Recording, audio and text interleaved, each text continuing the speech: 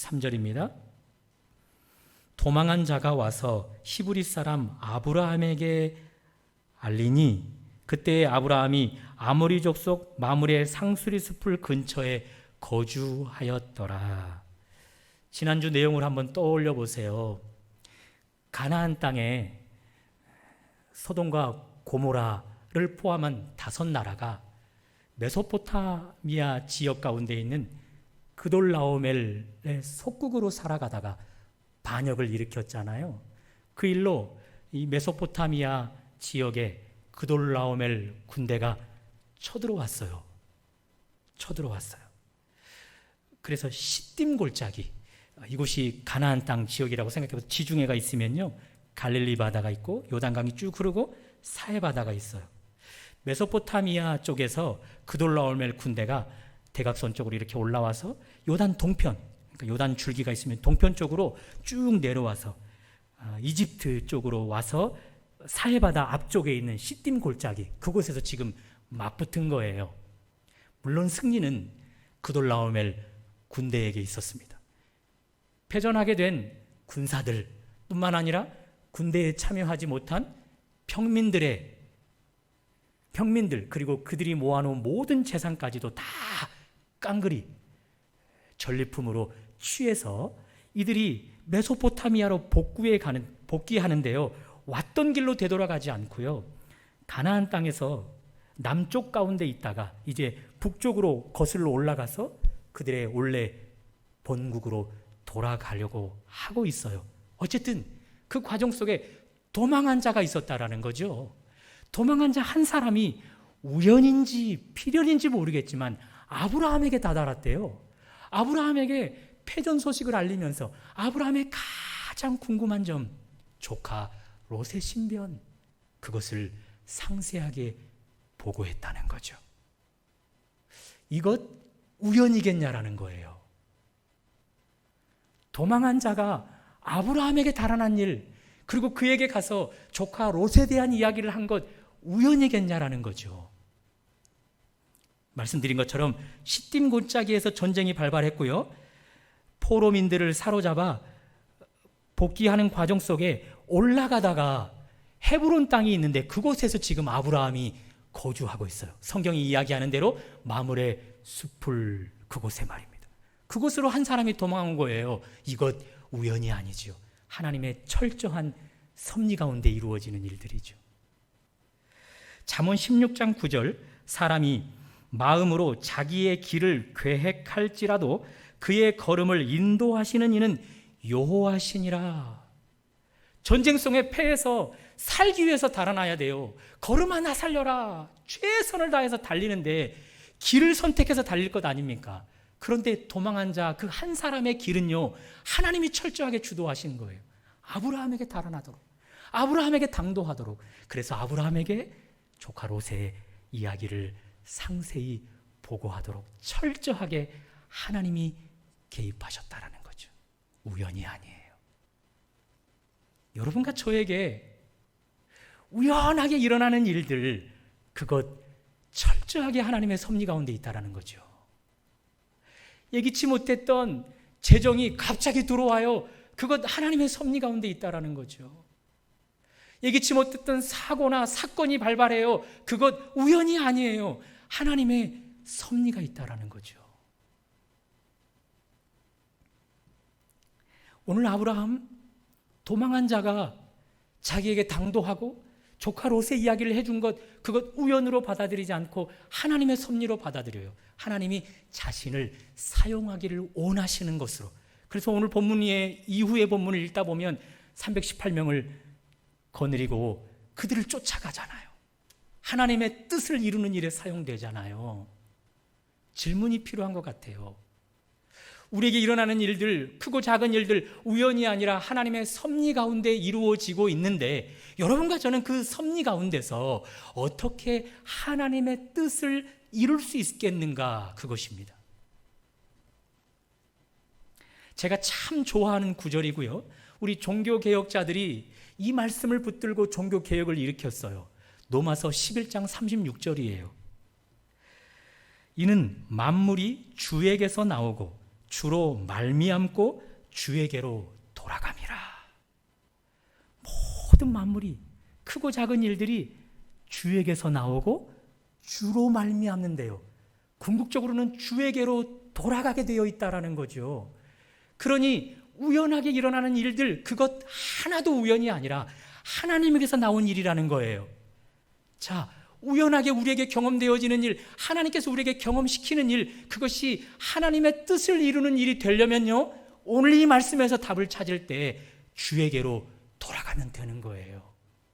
만물이 다 주에게서 나와서 주에게로 돌아가는 그 원리를 따라 우연하게 만나는 일들이 하나님의 뜻으로 여겨질 때 그것 가지고 하나님 앞에 나아가면 우리도 실패치 않고 하나님의 뜻을 이루게 된다는 거죠. 제가 전에 섬겼던 한 집사님이 먼 친척, 종친이에요. 족보상으로 따지면 사실 조카 며느리의 남편 정도 되는데요. 오랜만에 저에게 전화를 했어요. 주고받았죠, 인사를. 그리고 그 인사말을 꺼내면서 이제 본격적으로 전화를 하게 된 궁극적인 이야기를 꺼내는데요. 너무너무 마음이 아픈 이야기예요. 췌장암 4기 말기로 진단을 받았대요. 병원을 너무 늦게 찾아갔고 이미 병원에서는 손 써볼 방법이 없다라는 거예요. 궁여지책으로라도 항암 치료를 받아보자 의사 선생이 제안은 하지만 희망은 없다 이야기해요. 너무 마음이 불편했거든요. 그분이 제가 불편해함을 알고 이제 기도하는 과정 속에 그분이 이야기를 해요. 이제 제가 같은 종친이지만 목회자니까, 목사님, 저 두려워하지 않아요. 이 문제가 우연하게 내게 다가온 일이 아니라 하나님으로 말미암은 일임을 알아요. 그래서 이 문제를 가지고 하나님께 가면 결코 저는 실패치 않을 거예요. 그러면서 오히려 저를 위안시켜 주는 거 있죠. 우연이 아니에요. 그분은 이것을 하나님이 그에게 허락해 준 일로 믿고 있어요. 그래서 하나님 앞에 기도를 했다라는 거죠. 그랬더니 하나님께서 펼쳐진 성경을 환상으로 무려 3번이나 보여주더랍니다. 그래서 괜히 시간 낭비, 재정 낭비하면서 항암 치료 받지 않기로 했답니다. 오직 이 문제를 나에게 경험케 하시는 하나님께 이 문제를 가지고 있다라는 거죠. 저는 믿습니다. 그분이 선택한 일 실패치 않을 것이라고. 하나님으로 말미암았기에 하나님께로 가지고 가는 거예요. 그러면 그 문제가 어찌 실패하겠냐라는 것이죠. 혹 우연하게 어떤 일들을 경험하고 있습니까? 어떤 크고 작은 일들을 경험하고 있습니까? 그것 하나님이 나에게 경험시켜 주신 일이라 생각해서 그것 실패치 않고 성공하기를 원하신다면 하나님 앞에 가지고 가십시오. 기도로 하나님 앞에 가지고 가시고 또한 예배의 자리로 하나님 앞에 가지고 가는 한 여러분과 제가 경험하고 있는 모든 일 실패치 않게 될 것입니다. 그런 애가 있기를 주님의 이름으로 축원합니다. 도망한 자가 그렇게 아브라함에게 모든 것들을 보고 한 뒤 아브라함이 반응을 하기 시작합니다. 15절이죠. 14절을 계속해서 봅니다. 아브라함이 그의 조카가 사로잡혔음을 듣고 집에서 길리고 훈련된 자 318명을 거느리고 단까지 쫓아가서. 아브라함 우연이 아님을 알았어요. 아브라함의 조카 롯의 그 신변상의 문제를 알고서는 하나님의 나를 사용하기를 원하는구나. 그래서 훈련된 자 318명을 동원했고 그들을 이끌어 단까지 추적했답니다. 자, 여기가 시딤 골짜기예요. 북쪽으로 계속해서 올라가는 길에 마므레가 있다고 말씀을 드렸어요. 그리고 갈릴리 바다가 있으면 그 갈릴리 바다 한참 위쪽이 단이에요. 거기까지 쫓아갔다라는 거죠. 자, 계속해서 15절을 봅니다. 그와 그의 가신들이 나뉘어 밤에 그들을 쳐부수고 다메섹 왼편 호바까지 쫓아가 밤에 쳐들어가서 호바까지 쫓아갔답니다. 여기가 단이면요, 호바는 메소포타미아 쪽으로 이미 기울어진 쪽이에요. 경계선이라 할 수 있겠죠. 거기까지 추격하게 되었다라는 겁니다.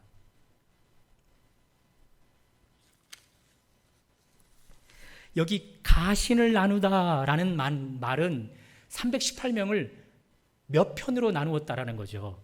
거기서 쪼개고 편을 나누었다라는 거죠. 그리고 공격을 하는데요. 공격 시간대가 언제예요? 밤에예요. 밤에. 그돌라오멜 5나라를 완전 무찔러 버렸어요. 포로들로 다 사로잡아 가고 있어요. 결코 일어나서 추격할 군사가 없단 말입니다. 자, 그렇게 엄청난 승리를 경험한 군대, 밤이 되었어요.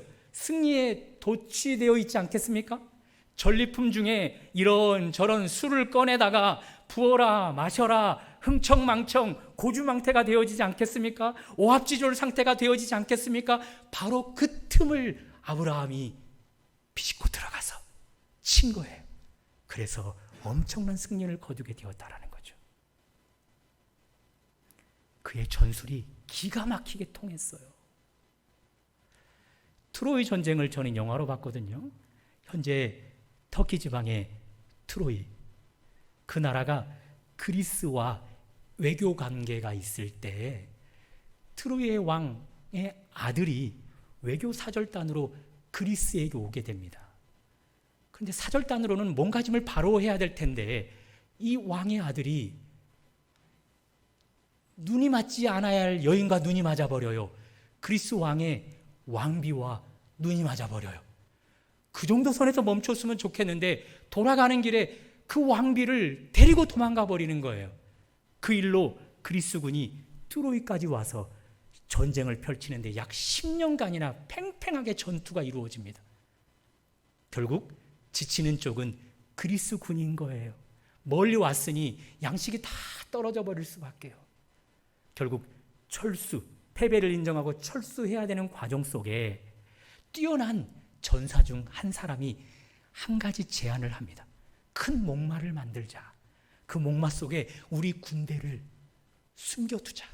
그리고 거짓 스파이로 거짓을 전달해 가자.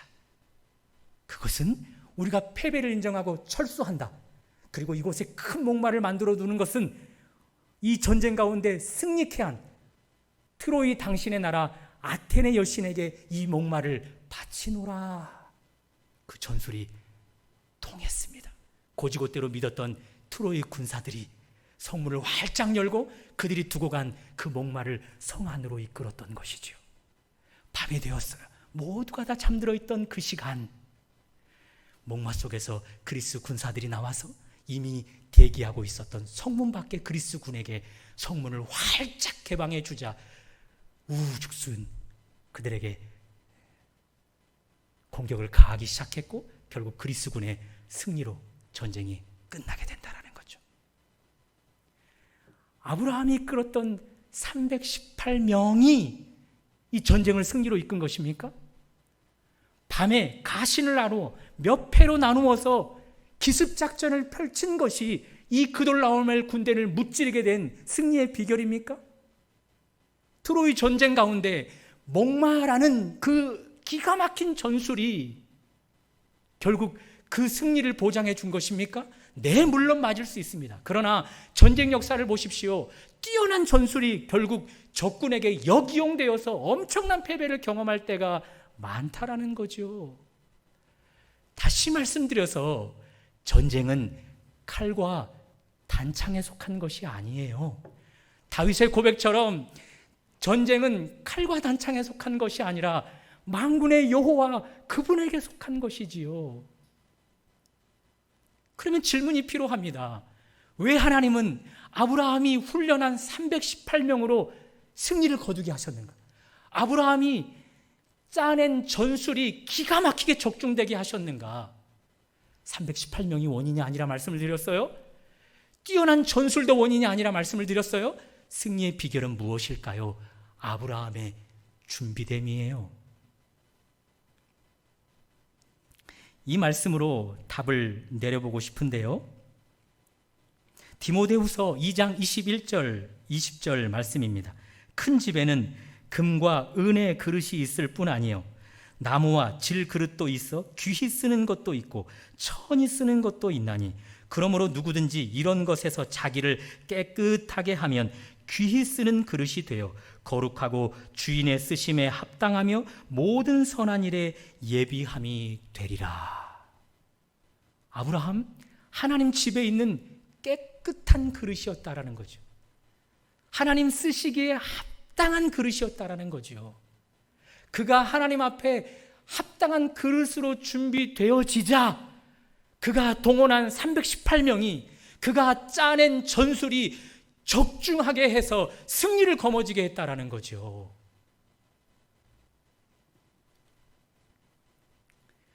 아들이 더 본격적으로 사춘기에 돌입했어요. 이제는 혈기를 부리면 부모인 저도 아내도 깜짝깜짝 놀랄 정도예요. 져줄 수밖에 없는 상황이 펼쳐져 가고 있어요. 무서울 정도예요. 이 아들의 문제, 저에게는 심각한 영적 전쟁이에요. 이 아들을 어떻게 하면 이길 수 있을까요? 제가 전문가에게 찾아가고 그들에게 코칭을 받고 그들이 제시하는 최적정의 전술을 사용하면 이 전쟁 가운데 제가 승리를 거머쥘 수 있을까요? 부부의 문제, 가족의 문제, 건강상의 문제, 재정의 문제, 사역이나 사업, 직장의 여러 가지 모든 문제들, 영적 전쟁이라 할 수 있는데 그런 일들 가운데 여러분과 제가 승리하려면 최신식 무기로 전술을 꾸미면 승리를 거머쥘 수 있는 걸까요? 이미 임상실험을 통해서 통용되고 있는 방법들을 사용하면 그 모든 문제 가운데 승리를 거머쥘 수 있는 것일까요? 아니요. 물론 그것이 통할 때도 있지만 여러분과 제가 먼저 깨끗한 그릇으로 주인의 손에 사용되기에 합당한 그릇으로 준비될 때 하나님은 그 이론을, 그 방법을 사용할 때 그것이 적중하게 만들어준다는 것이죠.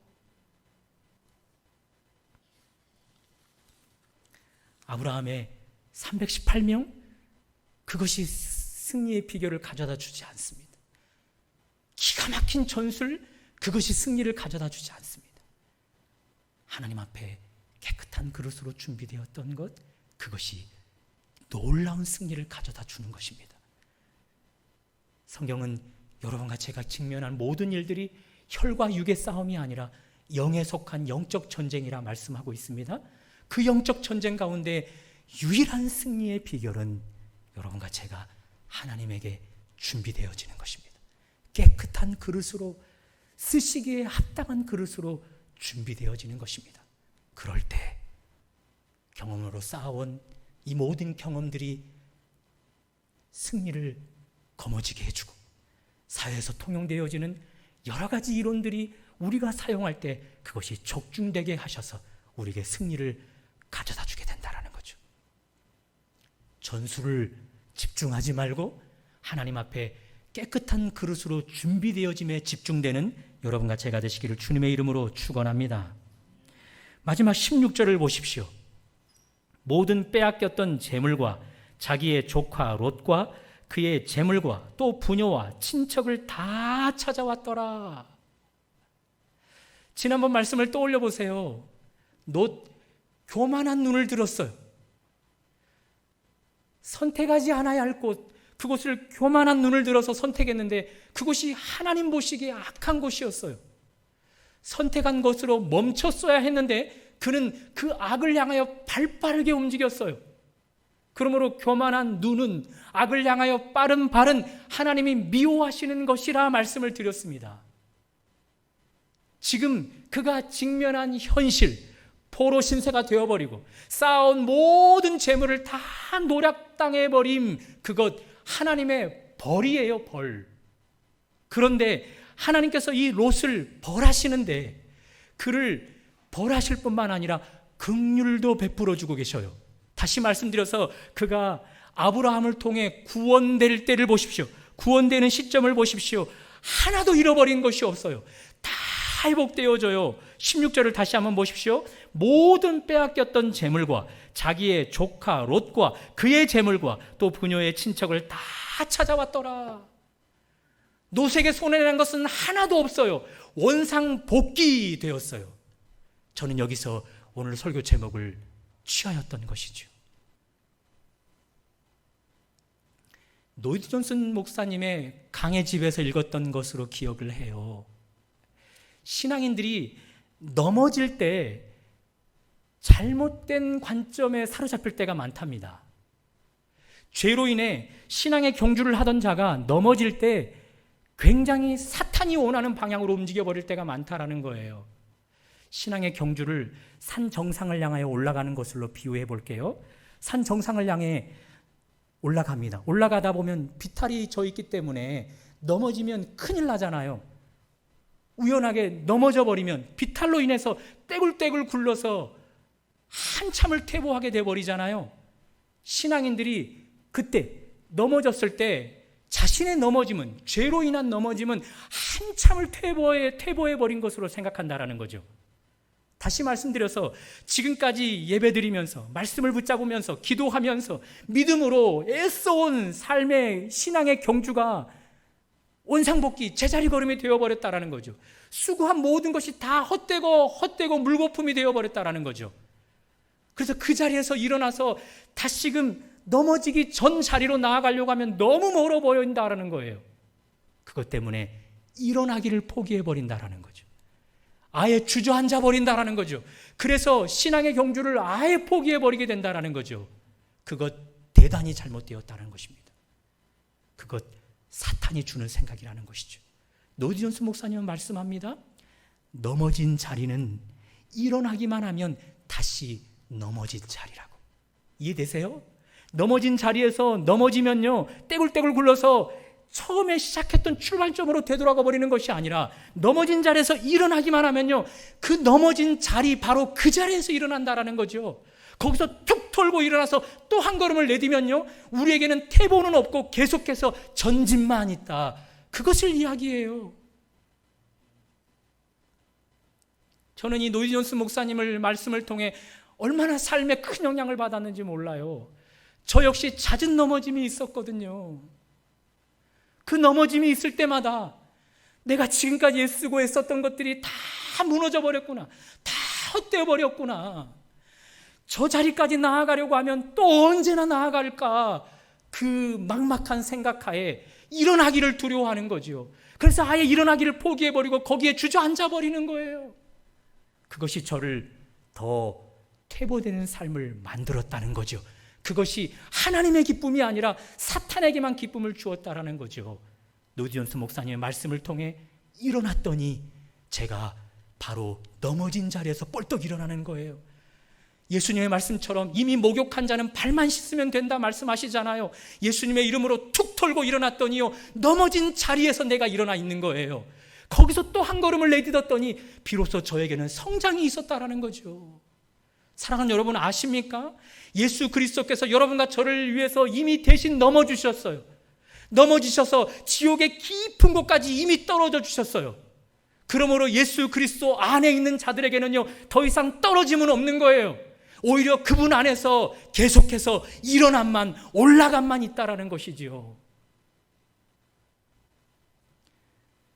세상에는 한 번의 넘어짐으로도 곤두박질 쳐서 결코 영영 회복되지 못하는 경우가 많아요. 그러나 예수 그리스도 안에는요, 영적인 이 세계 안에서는요, 특별히 하나님의 자녀들 안에서는요, 넘어짐, 그것이 우리를 영영 회복하지 못할 넘어짐을 가져다 주지 않습니다. 오히려 넘어진 자리에서 일어나 툭 털고 일어나 예수 그리스도 의지하고 나아가면 퇴보가 아닌 전진만 있게 된다라는 것이죠. 그러므로 넘어지셨습니까? 예수님의 십자가 붙들고 일어나시면 돼요. 예수님의 보혈 의지에서 툭 털고 일어나시면 돼요. 그리고 언제 그랬냐라는 듯이 다시 한번 우리에게 펼쳐질 그 신앙의 여정의 길을 따라 묵묵히 한 걸음 한 걸음을 내딛으면 돼요. 그러면 사탄을 기쁘게 하지 않고 하나님을 기쁘게 하는 거예요. 그러면 사탄을 고통스럽게 하고 하나님을 기쁘게 하는 거예요. 그런 사람에게 성장이 있는 것입니다.